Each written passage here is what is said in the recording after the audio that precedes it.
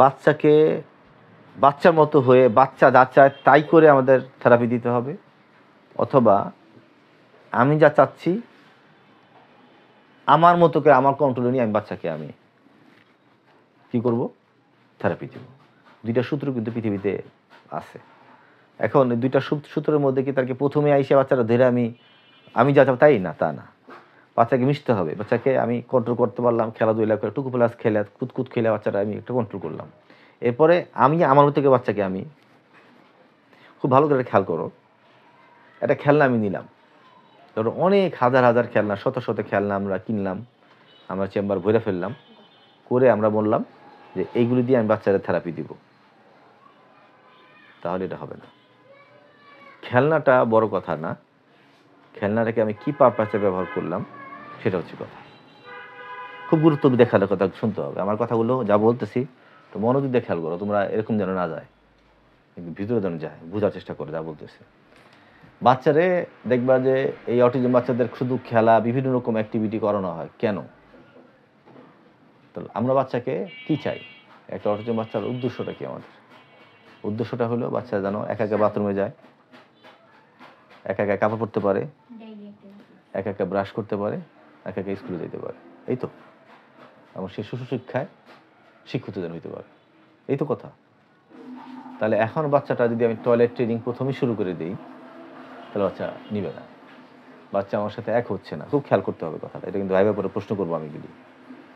তাহলে আমাকে এই খেলা দিয়ে, বিভিন্ন রকম ইনস্ট্রুমেন্ট দিয়ে, বিভিন্ন রকম খেলনা দিয়ে বাচ্চাকে মনোযোগ আমি আকর্ষণ করতেছি। বুঝতে পারছি?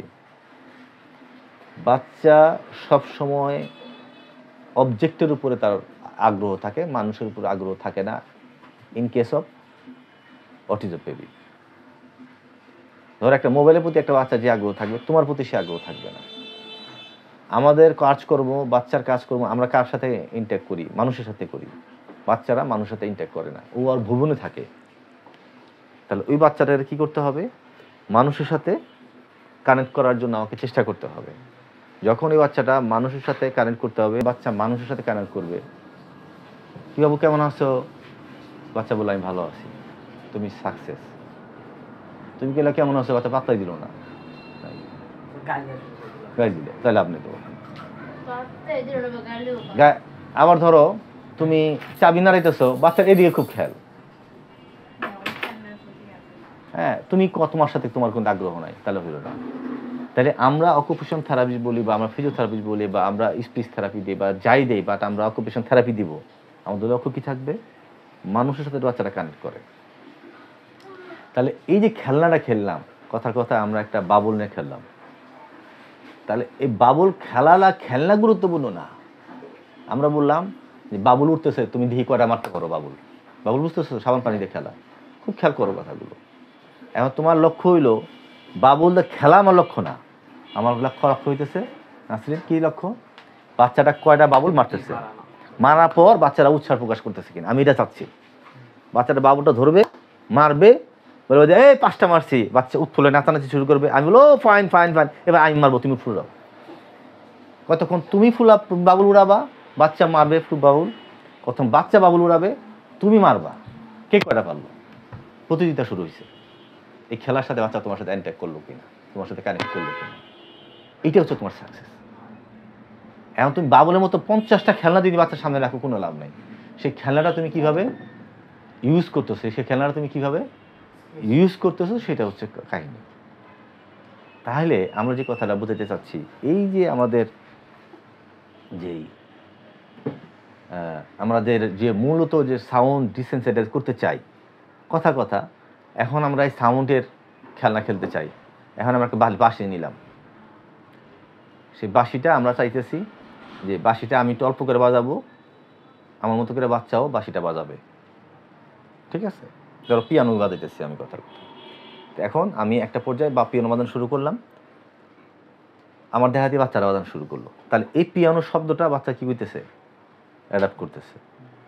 এবার দেখো তুমি একটু জোরে বাজাও তো দেখি, এবার আমি নাচবো, তুমি পিয়ানো বাজাবা, আমি নাচবো, ওকে?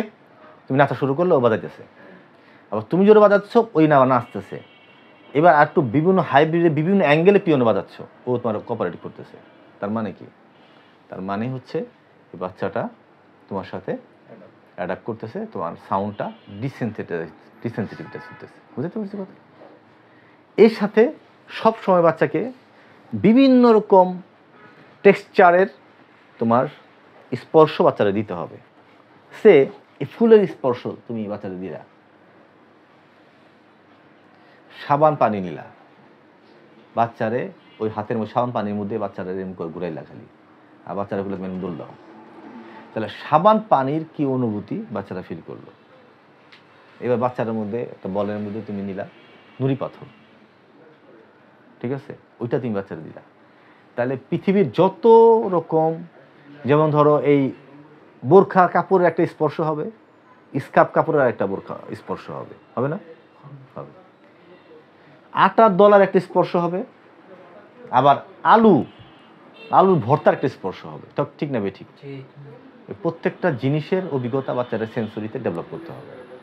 যখন এই সেন্সরি সম্পর্ক তার যখন ভিতরে যখন যাবে, তখন বাচ্চার তোমার সাথে কানেক্ট অত বাড়তে থাকবে, এবং এই কাজটা লাইফ লং ট্রিটমেন্ট যতদিন চলবে ততদিন এই সেন্সিটিভিটি, এই এক্সারসাইজ সবসময় দিয়ে যেতে হবে।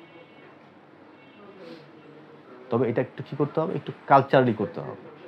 সাপোজ আমরা বাচ্চার সাউন্ড, আমি কী করতে চাই, সাউন্ডকে তার হাইপার সেন্সিটিভিটি আছে, তাহলে ওই শব্দ গানে গানে আমরা ওই আটা দলার মধ্যে বাচ্চারা মাখাইতে পারি। গান গাচ্ছি আর বাচ্চারা খেলা দিয়েছি, বাচ্চাও গান গাচ্ছে আমার সাথে সাথে, তাহলে একসাথে কী হবে, দুইটা আমার কাজ হচ্ছে। কী দুইটা কাজ হচ্ছে? সাউন্ডটা সেন্সিটাইজ হচ্ছে, পাশাপাশি বাচ্চাটা স্টিমুলেশন, সেন্সিটিভিটি, তার অ্যাডাপ্টেশন ক্ষমতা তার বাড়তেছে।